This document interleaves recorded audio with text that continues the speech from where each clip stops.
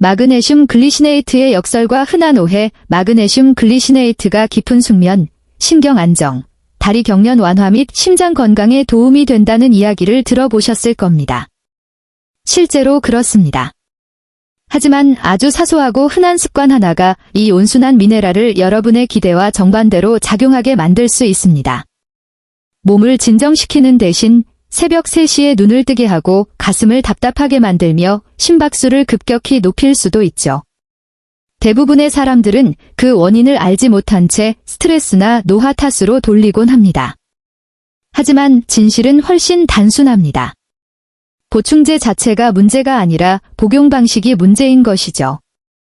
저는 많은 시니어분들이 건강을 위해 노력하면서도 정작 마그네슘이 세포에 도달하기도 전에 흡수를 막아버리는 숨겨진 습관을 반복하는 것을 목격합니다. 마그네슘은 근육 이완, 신경 안정, 심박수 조절 및 수면 주기 가이드 등 수백 가지의 필수적인 신체 반응에 관여합니다. 제대로 흡수된다면 근육이 이완되고 신경계가 안정되며 자연스러운 깊은 잠을 경험할 수 있습니다.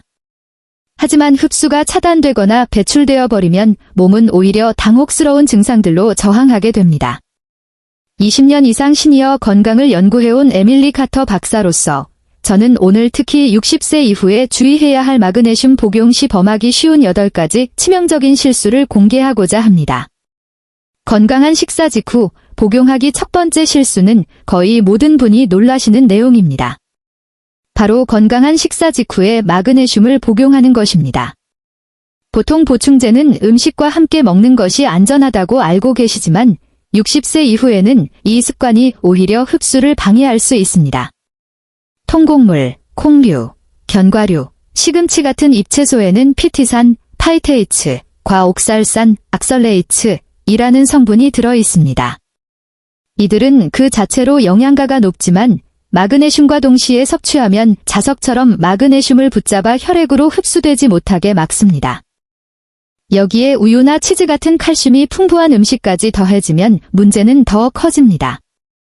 칼슘과 마그네슘은 장내 흡수 통로를 두고 경쟁하며 보통 마그네슘이 밀려나게 됩니다. 결국 마그네슘은 사용되지 못한 채 그대로 배출됩니다. 이를 해결하려면 마그네슘은 공복에 복용하거나 식이섬유나 칼슘이 많은 식사로부터 최소 한두 시간 간격을 두는 것이 좋습니다. 꼭 음식과 함께 드셔야 한다면 백미, 흰빵, 호박처럼 미네랄 흡수를 방해하지 않는 중성적인 음식을 선택하십시오. 커피, 차, 알코올과의 잘못된 타이밍. 두 번째는 일상적인 음료와의 타이밍 문제입니다. 커피, 홍차, 술, 탄산수는 마그네슘의 천적과 같습니다. 커피와 차 속 화합물은 마그네슘을 낚아채 흡수를 방해하며 카페인은 신장을 자극해 마그네슘이 흡수되기도 전에 소변으로 배출하게 만듭니다. 알코올은 장 내벽을 자극하여 영양소 흡수력을 약화시키고 소변을 통한 손실을 가속화합니다. 저녁에 마시는 한 잔의 술이 숙면을 위해 먹은 마그네슘의 효과를 무너뜨릴 수 있다는 뜻입니다. 탄산수나 콜라의 산성 성분 또한 흡수 환경을 저해합니다. 해결책은 즐거움을 포기하는 것이 아니라 간격을 두는 것입니다. 커피와 차는 마그네슘 복용과 몇 시간의 차이를 두고 탄산음료나 술은 복용 전후로 피하는 것이 현명합니다. 다른 약물 및 보충제와의 동시 복용. 네 번째 실수는 효율성을 위해 아침이나 저녁 약을 한꺼번에 삼키는 습관입니다. 마그네슘은 매우 상호작용이 활발한 미네랄이라서 다른 성분들과 공간을 공유하는 것을 싫어합니다. 특히 칼슘 보충제와 동시에 다량 섭취하면 마그네슘 흡수율이 현저히 떨어집니다. 철분과 아연 또한 마찬가지입니다. 마그네슘은 이들의 흡수를 방해하기도 하고 반대로 이들에 의해 진정 효과가 억제되기도 합니다. 또한 위산저하제, PPI, 나제사제를 복용 중이라면 마그네슘이 제대로 용해되지 않아 흡수되지 않을 수 있습니다. 일반적인 원칙으로 마그네슘 글리시네이트는 다른 보충제나 처방약과 최소 2시간 이상의 간격을 두고 복용하십시오. 이 단순한 변화만으로도 마그네슘의 효능을 온전히 체감할 수 있습니다. 탈수 상태에서 복용하기. 가장 위험한 실수, 가장 우려되는 실수는 수분 부족 상태에서 복용하는 것입니다. 시니어들은 갈증 신호가 약해져 만성적인 탈수 상태인 경우가 많습니다. 마그네슘은 소화관에서 부드럽게 용해되고 이동하기 위해 충분한 물이 필요합니다. 수분이 부족하면 마그네슘이 장 내 특정 부위에 집중되어 장 내벽을 자극하고 경련이나 설사를 유발할 수 있습니다. 또한 탈수 상태에서 마그네슘이 들어오면 전해질 균형이 깨지며 오히려 가슴이 두근거리거나 불안해지는 격설적 반응이 나타날 수 있습니다. 신장 기능이 저하된 경우엔 혈중 마그네슘 수치가 일시적으로 급등해 무력감을 느낄 수도 있습니다. 마그네슘 복용 30에서 40분 전에 미리 물 한 잔을 마셔 몸을 준비시키십시오. 신장 기능을 고려하지 않은 복용 6번째 실수는 신장 기능 저하를 인지하지 못한 채 고용량을 장기 복용하는 것입니다. 마그네슘은 전적으로 신장을 통해 배출됩니다. 신장 기능이 조금이라도 떨어져 있으면 마그네슘이 혈액 내에 서서히 쌓이게 됩니다. 이런 빌더프 현상은 소리 없이 진행됩니다. 이유 없는 피로감, 정신적 안개, 파그, 혹은 심장 박동이 느려지거나 건너뛰는 듯한 느낌이 든다면 주의해야 합니다.